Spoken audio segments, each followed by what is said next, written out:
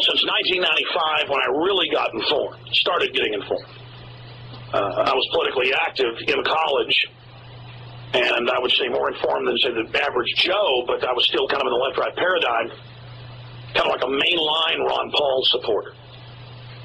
And early on, I learned who the enemy of the Republic was, a great enemy, a kind of a new type, a new generation of a George Shultz, super gopher for the New World Order, or a Henry Kissinger, or as a Zbigniew Brzezinski, and that's Rahm Emanuel. He is a total anti-gunner. He wants to ban Americans owning firearms, basically. He spearheaded the assault weapons ban. He spearheaded NAFTA and GATT. He is the man that gets jobs done. And he has sworn to get our guns. That's the new chief of staff. They're talking about a bunch of other appointments. It looks really bad, folks. And I don't want to be associated with the really just mindless, hateful, and by hateful, a lot of them have attacked me and made stuff up or exaggerated or twisted things I've said. And they all fight with each other. And so that's a distasteful group as well. But at the same time, I'm a USA First guy and a Second Amendment guy, number one, and a First Amendment guy. I mean, that comes first for me, and I just got to say it. I mean, it was one thing with the last administration, and I was hoping it was a fluke and was going to stop. But, I mean, come on, folks. Every key person in the Bush administration and now in this next administration just so happen to be the sons and daughters of the founders of Israel and Mossad chiefs and people, and they're openly not even really U.S. citizens, and they openly are at the head of the table in anti-gun operations in the U.S., and I'm sick of it. I mean, Rahm Emanuel's been in the Israeli military. He gets up on news and says he's Israel first, and I've had enough of it. I mean, I am really getting sick of it. I am really getting tired of it. Now, I'm against Schwarzenegger being a foreigner, and he's over here anti-gun, and he also wants all these carbon taxes and the rest of it, so, it's the same thing. I'm sick of it, but we don't have, Austrians in every, major power position. British intel's deeply infiltrated and got their people everywhere, too. And that's bad, but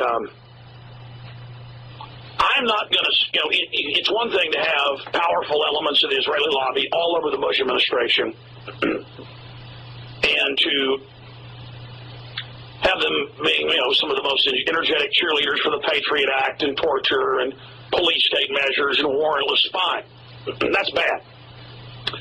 But to now have Rahm Emanuel, whose father was one of the head terrorists that founded Israel, and Rahm Emanuel himself is in the Israeli military, Israeli intelligence,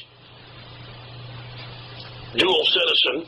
I mean, I'd be against having the chief of staff be British and openly have worked for the British government.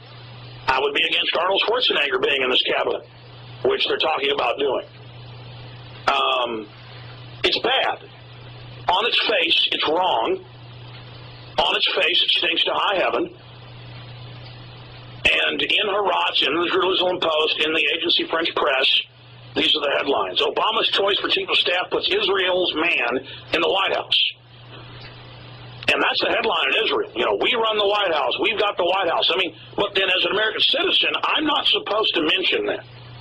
I'm supposed to just sit down and shut up and go along with that. Now, to add insult to injury here, I mean, do you need to have questionable birth, or, have your lineage in this country be about a centimeter deep like Obama to be president now? Do you have to not be born here and say that you want to be a Hitler dictator to be a governor?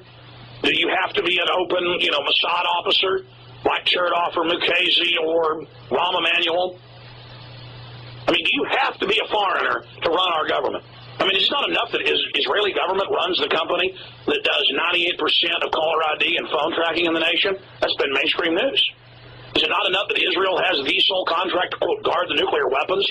Our own government doesn't even have control of them. Is it not enough that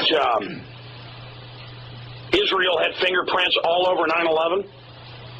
Yeah, baby. The executive branch is nothing but a nozzle to suck up the wealth and the treasury of this country and offshore it. The Congress is completely ceremonial.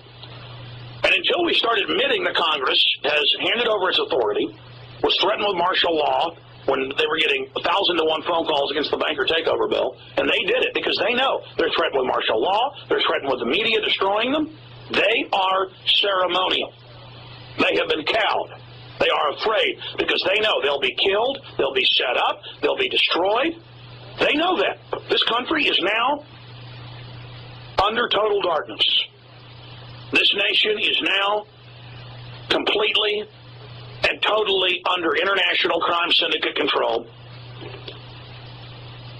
A consortium of wicked robber barons, black nobility, that is the old royal families of Europe, intermarried and interbred with the Rothschilds. Shit, how they go? And the Rockefellers. I mean, go read the newspapers. That's all admitted right there. They don't even hide this stuff. And so, if Agency French Press and Jerusalem Post can run headlines with Israel's man in the White House, I mean, go read it for yourself up on InfoWars.com, PrisonButton.com. I would be against that, period. Having these people openly say, oh, I work for the Mossad. I mean, the Attorney General, O'Casey, the Homeland Security Director, Chertoff, his mother and father, both founders of Israel and Mossad. And he openly says, Israel first. And then we have Rahm Emanuel and all these other people, and they don't even care. They just say, yeah. Yeah, and we're going to take your guns. And you know what? The churches, the Zionist churches, the mainline Christians, the phony Christians. I'm a Christian. People misunderstood what I said yesterday. I said these phony Christians saying lay down, wait for the rapture. And FEMA and Homeland Security hiring 24,000 preachers to go around and give their flocks sermons saying turn your guns in, submit to government. And they've got the heads of major denominations on TV saying it right now. I mean, folks, this is life and death now. This government is totally bankrupt and totally criminal. And now the mindless left, who could see the police state under Bush, they're now completely blind and cheerleading Obama, the new puppet who runs nothing.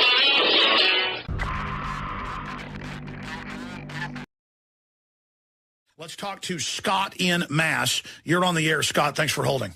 Hello, Mr. Jones. How are you? I'm okay. Pretty tired, but okay. I'd like to say that we're in a depression. Our economy is crumbling. Look, Goldman Sachs, Bear Stearns, the Rothschilds, and other greedy and evil international Jewish bankers on Wall Street have destroyed our economy, Mr. Jones. And not only have they destroyed our economy, but the Federal Reserve Bank was founded by Paul Warburg, which is a Jewish invention. And that doesn't even include the wars that are raging in Iraq and Afghanistan, which I blame on the American-Israel Public Affairs Committee. We were attacked, by the way, on 9/11 because of the over $10 billion the U.S. gives to Israel annually in military and economic aid. Okay, so Scott, let me say something here, okay? Jews are a very diverse, wide group of people who have a lot of different political ideas. And every time I talk about the Rothschilds, Rockefellers, people then say, well, the Rockefellers are Jewish too. Not true. The Rothschilds, certainly they are.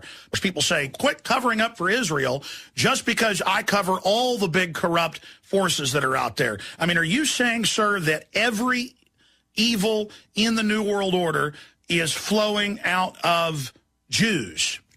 Mr. Jones, and to prove it, if you don't believe me, have all your listeners pick up a book and read called The Protocols of the Learned Elders of Zion. It is not a hoaxer. It is not a forgery that the Jews maintain. The gist of it is that the Jews are out for world domination, and they have it now in the United States. You know, I never get what forgery means. Well, I mean, it's written like a comic book. I mean, why would anybody write something down like that? But it's real. And Henry Ford, who's my hero, in the International Jew during the 1920s, I'm sure you're familiar with Mr. Ford, he made the protocols famous, and in the International Jew, he pretty much rehashes what the protocols said, that the Jews control world finance, the media. Now they control the U.S. foreign policy. The Jews, Mr. Jones, have inflicted tremendous harm upon the United States. Well, let me ask you a question. From your perspective, should the Jews be gotten rid of? Yes, they should. In every country. All right, I'm going to stop you right there. I am Jewish.